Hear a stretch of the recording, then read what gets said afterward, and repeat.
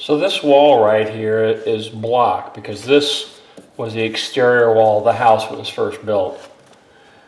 So rather than try to use these little thin boards and try to put some backing in there and put a piece of drywall there, I'm just going to fill all this with drywall compound and mud it all up.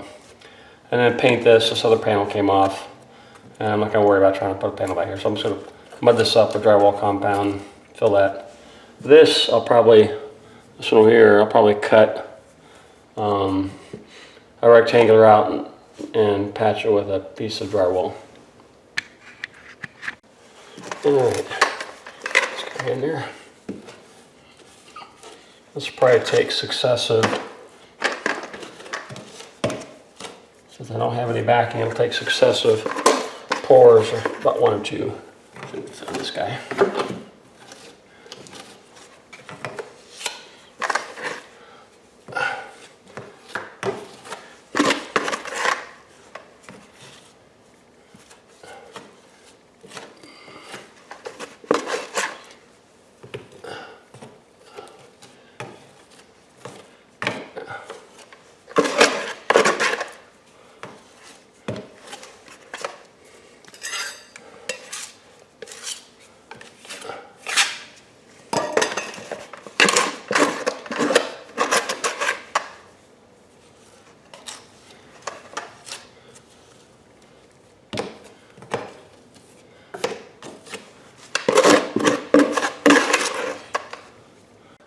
Now this hole is patched.